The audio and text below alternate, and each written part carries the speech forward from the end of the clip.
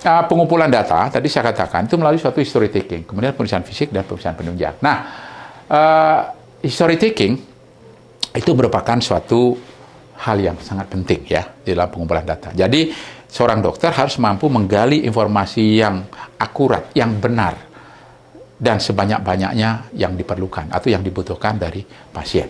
Nah, kemudian untuk bisa mengumpulkan data, tentu saja seorang dokter itu tidak boleh misalnya dia bersifat seperti kalau mengumpulkan data itu kan kayak reporter misalnya ya. Ada bedanya reporter, investigator, kemudian seperti kita menekan pasien mengakui tanda-tanda tertentu yang sebetulnya pasien tidak punya. Jadi yang pertama tentu kita harus dibekali dengan pengetahuan klinik dasar. Sebagai contoh, misalnya kalau pasien itu datang dengan panas, maka di dalam otaknya, di dalam mindset si dokter ini, dia sudah punya gambaran. Sebetulnya penyakit-penyakit yang manifestasi klinisnya panas itu apa saja. Nah, mungkin dia akan membagi menjadi panas yang akut, panas yang sifatnya subakut maupun dia kronis ya. Misalnya pada TBC, ya, itu biasanya dia panas, hilang begitu ya. Nah, tapi kalau misalnya golongan infeksi virus gitu, biasanya dia panasnya adalah akut, kemudian malaria panasnya kronis, hilang timbul dan sebagainya ya. Nah, dia harus mempunyai kira-kira gambaran. Kalau dia panasnya akut, apa saja yang harus dipikirkan oleh seorang dokter penyakitnya itu ya. Kemudian dia juga harus menguasai, kalau dia kriterianya dia tidak kuasai, maka dia harus mengetahui tentang essential point of diagnosis. Jadi kalau dia panas, kalau dia misalnya disebabkan oleh karena malaria, apa saja yang harus diperhatikan oleh seorang dokter itu ya. Ada berkeringatnya, menggigil, dan sebagainya. Itu kalau yang klasik ya. Pada kondisi tertentu ada juga gejala-gejala yang tidak klasik ya. Tapi itu nanti kita akan bicarakan ya. Baik, kemudian dia juga harus memikirkan diagnosis banding.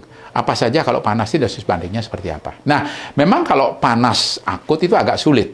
Kecuali dilengkapi dengan hasil pemeriksaan yang lain. Kalau kita membuat diagnosis banding dari hanya panas saja, banyak sekali diagnosis bandingnya. Tapi kalau panas saja disertai dengan, misalnya begitu ya, panas disertai dengan tanda-tanda, misalnya di tangannya keluar bintik-bintik merah ya, kemudian setelah dilakukan tes Rampelli tes, kemudian dia muncul, ya apalagi nanti ditunjang dengan pemeriksaan laboratorium, pemeriksaan penunjang. Nah ini pasti lebih mengarah, DD-nya lebih sedikit ya, begitu. Baik, nah kemudian syarat yang kedua, history taking bisa dikerjakan kalau seorang dokter mempunyai suatu kemampuan komunikasi. Ini penting sekali saudara sekalian. Jadi dokter harus bisa berkomunikasi dengan pasien, dan di zaman society 5.0 globalisasi, maka kalau misalnya pasiennya cuma orang Indonesia saja, kalau misalnya orang asing, maka kemampuan dokter harus ditingkatkan. Dia menguasai kemampuan komunikasi dalam bahasa asing dan sebagainya. Ya, ini harus dikuasai betul. Nah, di dalam komunikasi juga dokter harus berikan etika. Jangan sampai dokter itu misalnya berkomunikasi tetapi dia tidak memperhatikan pasien, tidak menunjukkan rasa empati terhadap pasien. Itu simpati tidak boleh, tapi empati harus ya. Kemudian latar belakang sosial budaya dari yang pasien kita yang datang ya. Nah, apa yang dimaksud dengan pengetahuan klinik dasar? Pengetahuan tentang patofisiologi dan patogenesis daripada suatu penyakit. Kemudian pengetahuan tentang manifestasi klinik daripada penyakit, tanda, sign, simptom. Kemudian dia harus mengerti tentang apa itu illness, apa itu disease. Illness adalah keluhan atau sign atau simptom, jadi keluhan pasien atau tanda. Kalau keluhan itu misalnya pasien merasa pening, itu keluhan ya. Tapi begitu ditensi darahnya 200 misalnya begitu, maka itu adalah sign gitu ya. Ya, atau kemudian dia panas, itu pasien mengeluh panas, akan tapi dilihat bahwa di temperatur dia misalnya 38 derajat Celcius, itu adalah sign ya. Dia tetapi disease itu apa? Disease adalah suatu abstraction. Jadi disease itu sebenarnya kesepakatan kita saja.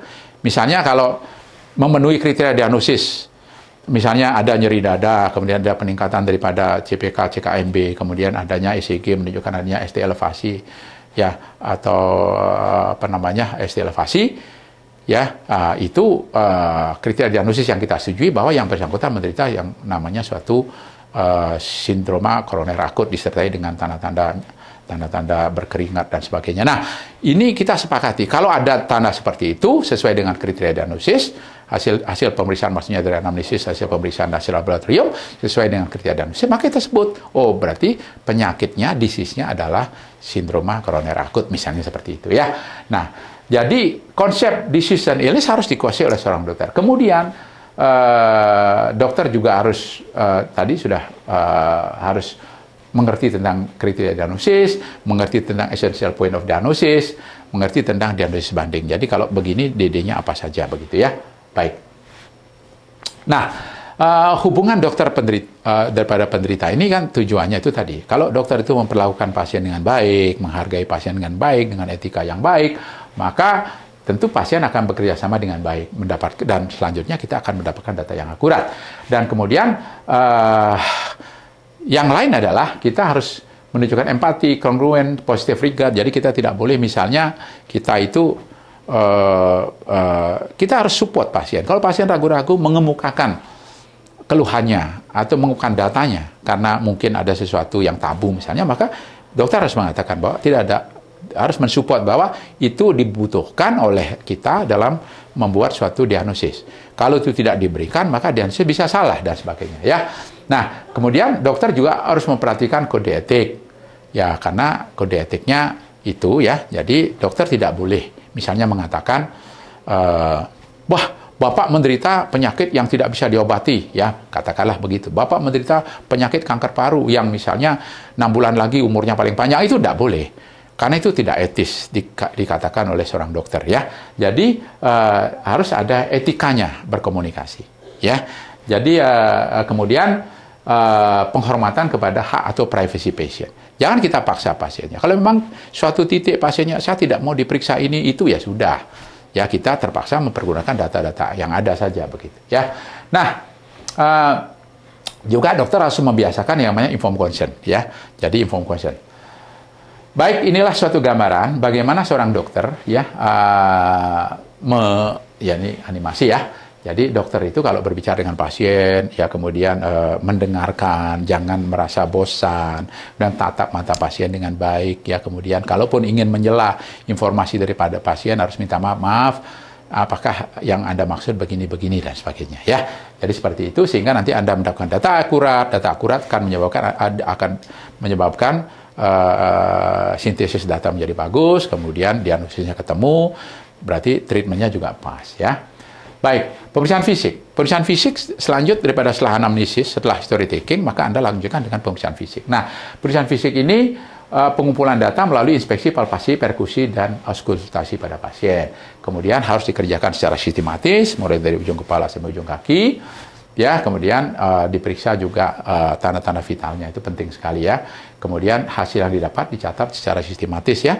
Kemudian untuk bisa menghasilkan data yang akurat, maka harus menguasai teknik-teknik dasar pemeriksaan fisik yang benar serta pengenalan gejala sains dan simptom daripada suatu penyakit. Jadi terutama sains.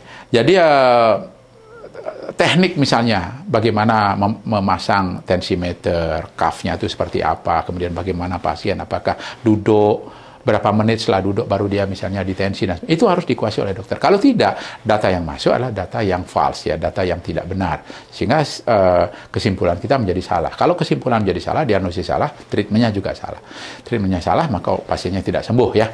Nah, seperti itu. Nah, bagaimana kalau misalnya sudah pemeriksaan penunjang, kemudian tetap masih belum menuju kepada kriteria diagnosis. Jadi artinya dari 4 misalnya poin-poin dalam kriteria diagnosis yang dipenuhi tetap 3, yang 1 belum. Maka tetap nanti ada DD. Nah, bagaimana kita kalau pasien membutuhkan pengobatan segera? Nah, pengobatannya diberikan sesuai dengan DD yang pertama yang disebut sebagai working diagnosis atau diagnosis kerja. Oke. Nah, tentu saja pemeriksaan penunjang ini sesuaikan dengan di mana Anda bekerja, fasilitas apa yang tersedia. Nah, kemudian untuk menjamin itu bisa disintesis menjadi suatu diagnosis, maka ada data-data dasar yang minimal yang harus dipunyai oleh seorang pasien ya. Misalnya Anda harus mendapatkan data dari anamnesis, dari pemeriksaan fisik dan pemeriksaan laboratorium. Nah, ini minimal ini ya. Tapi bagaimana kalau pemeriksaan laboratorium tidak ada? Berarti nanti kesimpulannya adalah DD gitu, DD1 ya, DD2, DD3 begitu ya. Mana yang paling memungkinkan itu ditulis sebagai DD1 ya, dan selanjutnya. Nah, seringkali misalnya seorang dokter di dalam kriteria diagnosis dia membaca bukunya. Oh, kriteria diagnosis itu ternyata tidak ada HB misalnya. Kriteria diagnosisnya bukan HB, tetapi anemi. Nah, jadi seorang dokter harus bisa menerjemahkan dari suatu tanda menjadi suatu bahasa ilmiah atau bahasa medis ya. Misalnya kalau dia HB-nya kurang dari normal ya disebut anemi. Ya, kalau misalnya kolesterolnya LDL-nya lebih tinggi daripada yang seharusnya, maka disebut dislipidemia atau hiperkolesterolemi. Nah, begitu. Kalau gula darahnya lebih dari sekian, disebut hiperglikemi misalnya ya. Kalau puasnya lebih dari 126 ya disebut hiperglikemi. Nah, ini adalah kemampuan seorang dokter untuk melakukan interpretasi data abnormal ya. Nah, kemudian untuk memudahkan mensintesis data dari suatu pasien yang mempunyai bermacam-macam masalah, maka kita kelompokkan ya data-data itu berdasarkan atas kriteria diagnosis yang ada. Misalnya, kalau seorang pasien dia ada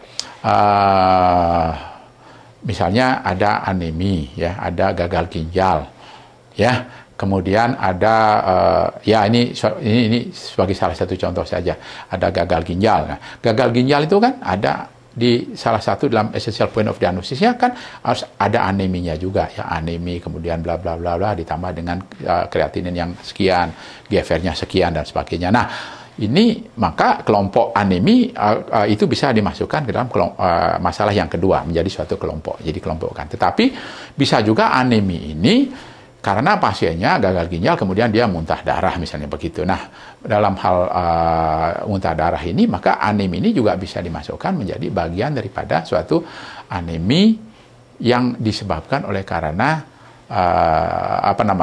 bagian daripada penyakit muntah darahnya itu sendiri. Misalnya katakanlah di sana karena adanya suatu orang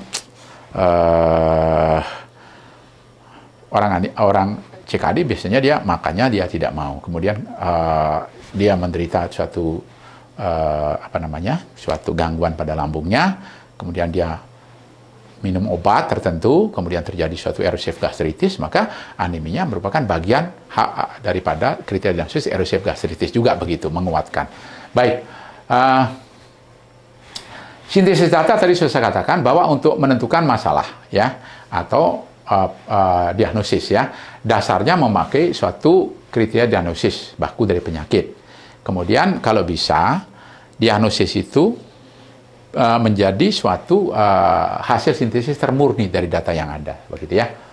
Nah, kemudian bagaimana ini adalah suatu sintesis, mengintegrasikan suatu data. Jadi misalnya data anamnesis, data pemeriksaan fisik, data tes penunjang, ini ya misalnya data anamnesis dan pemeriksaan fisik bisa merupakan data nominal, ordinal, data metris, kemudian tes penunjang bisa data metris, disintesis berdasarkan atas suatu kriteria diagnosis atau essential point of diagnosis, maka bisa keluar diagnosis kalau dia sudah memenuhi kriteria diagnosis tertentu. Tapi mungkin dia hanya masalah saja, dia belum memenuhi kriteria diagnosis, ya, sehingga yang keluar adalah masalahnya. Jadi masalah itu bisa berupa diagnosis yang paling murni, bisa juga sindroma klinik, bisa juga sign and symptom, ya, begitu ya.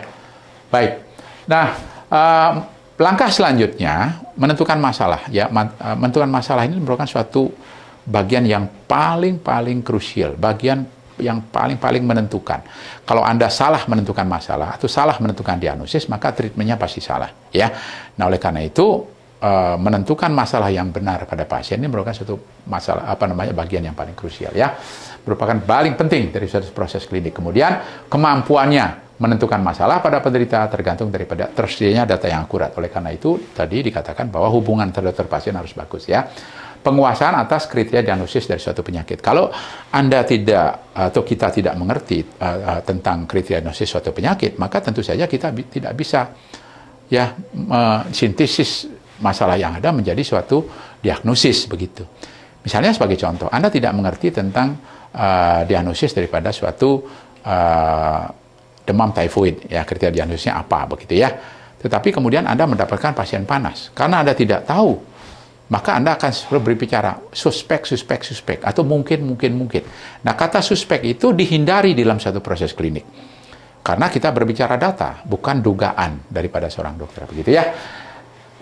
Penguasaan atas kriteria diagnosis dari penyakit dan kemampuan sintesis dari dokter. Nah, begitu ya. Jadi ini penting banget. Nah, tanpa mengetahui kriteria diagnosis dari suatu penyakit, maka kita tidak akan mampu menentukan masalah atau problem atau diagnosis dari suatu penyakit ya. Nah, masalah itu kalau sudah memenuhi kriteria diagnosis, tentu masalahnya menjadi diagnosis. Ya, tadi saya katakan, apa sih beda masalah dengan diagnosis? Masalah itu kita berbicara umum.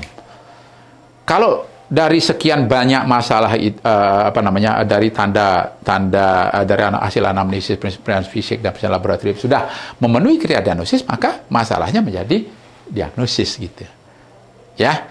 Jadi masalah dia misalnya kalau dia memenuhi sindroma koroner akut ya, kita tulis nanti dalam daftar masalah itu adalah sindroma koroner akut begitu.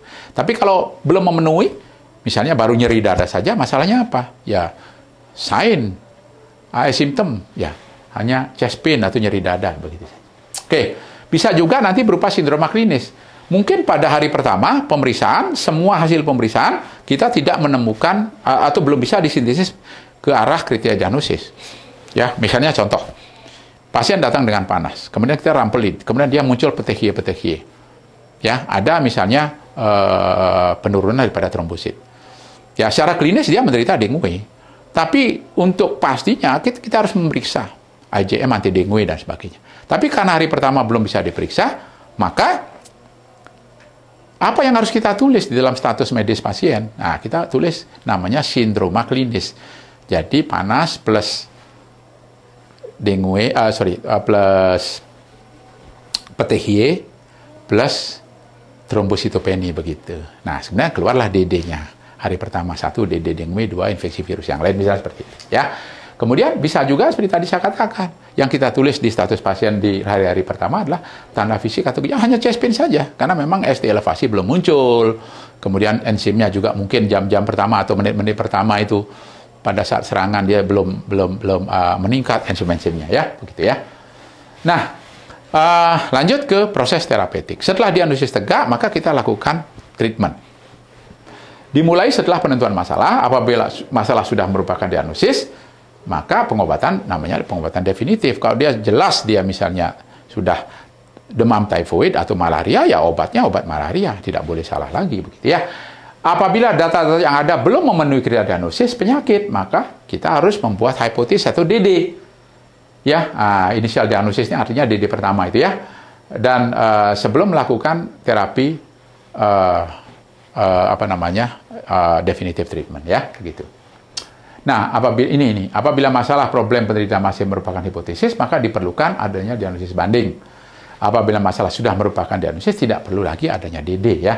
Karena biasanya diagnosis, terutama diagnosis tertentu yang sensitivitas, spesifitasnya sudah di atas 90% itu tidak perlu lagi. Ya, namun demikian, pada umumnya kebanyakan penderita pada saat datang, data yang ada belum lengkap, sehingga belum memenuhi kriteria diagnosis. Sehingga hanya berupa hipotesis atau inisial diagnosis atau diagnosis kerja saja, atau DD saja, 1, 2, 3, 4, dan sebagainya. Untuk memastikan diagnosis, maka harus ditindaklanjuti dengan melakukan pemeriksaan tambahan. Nah, di sini muncullah yang namanya planning diagnosis. Ya. Nah, planning diagnosis ini tujuannya apa? Satu, untuk konfirmasi diagnosis, dan untuk menyingkirkan diagnosis banding. Ya. Oke. Kemudian, setelah katakanlah dia muncul diagnosis sudah tegak, maka dilakukan treatment sesuai dengan diagnosisnya. Tetapi apabila masih merupakan DD, ya, hipotesis, ya istilahnya itu hipotesis atau DD, atau diagnosis kerja, maka dilakukan terapi sementara, ya, sambil menunggu kepastian daripada diagnosis, ya. Jadi DD pertama itu yang diterapi, atau tanda-tanda yang membahayakan. Ya, misalnya itu dia panasnya terlalu tinggi, ya kita kasih parastamol misalnya, seperti itu. Ya. Prasyarat untuk melakukan terapi yang baik ini apa? Ya, nah tentu saja yang pertama, ya dokter harus punya pengetahuan. Jadi yang namanya clinical expertise, expert. Ya, jadi clinical expertise, pengetahuan dan pengalaman pribadi. Pengetahuan itu bisa ditunjang oleh pengalaman juga begitu ya. Kemudian yang kedua adalah evidence base. Yang ketiga tentu kondisi pasien. Itu dalam hal ini adalah patient value and preference. ini akan menentukan terapi yang baik.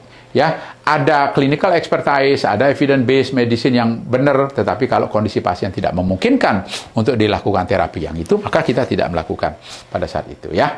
Baik. Nah, kemudian planning, monitoring, dan evaluasi. Monitoring, ya, setelah dilakukan treatment, apakah itu definitif maupun initial treatment, maka kita lanjut untuk melakukan monitoring. Gunanya apa? Untuk mengetahui respon penderita terhadap terapi yang diberikan, ya. Kemudian untuk masing-masing masalah dan dapat berupa keluhan, tanda fisik yang dicatat maksudnya, ya, untuk melakukan evaluasi diagnosis dan terapi setelah mendapatkan hasil monitoring. Jadi kalau dimonitor ternyata harusnya pasien ini sudah sembuh, kalau diberikan ini, ternyata kok belum sembuh, maka itu dilakukan evaluasi ulang. Ya, barangkali diagnosisnya salah atau data-data yang didapat itu salah atau tidak lengkap, maka kita lakukan lagi evaluasi ulang, mulai lagi dari proses diagnosis, kemudian proses treatment, kemudian proses evaluasi seperti itu, ya. Nah, terapi, macam-macam terapi non-medikamentosa tentu harus selalu disertakan. Jangan setiap kali berpikir kalau terapi itu harus obat, tidak, ya. Bisa juga non-medikamentosa ini didahulukan, biasanya berupa terapi diet atau nutrisi, atau terapi aktivitas, ya. Begitu. Kemudian baru kita berpikir tentang terapi medikamentosa. Nah, medikamentosa ini tentu kalau bisa pasti harus kausatif, kalau memang kausanya sudah ada. Namun demikian kadang-kadang terapi kausatif ini efeknya masih panjang. Nah, pasien mengeluh. Nah, maka kita bisa lakukan namanya terapi simptomatis. Kemudian kalau pada pasien-pasien dengan penyakit-penyakit yang sudah sulit sembuh gitu, ya, kita lakukan terapi paliatif. Nah, atau juga kita lakukan terapi suportif, sebenarnya bukan kausatif, tetapi kita tambah dengan vitamin, dengan apa, ya, dan sebagainya, ya. Nah ini yang terapi. Nah, ini mungkin slide saya yang terakhir, bahwa jangan lupa, ya, di dalam melakukan suatu proses klinik, baik itu saat diagnosis, kemudian treatment, kemudian monitoring, ya, kemudian terutama di planning diagnosis, ya, kita ingin meminta pasien untuk periksa ini, periksa itu, ya, atau pada planning terapi kita ingin mengerjakan tindakan ini, tindakan itu. Jangan sampai Anda melakukan itu tanpa persetujuan pasien, terutama tindakan-tindakan yang berisiko, ya, ada efek sampingnya. Harus dilakukan atas persetujuan pasien, dan untuk itu harus diberikan informed consent yang benar.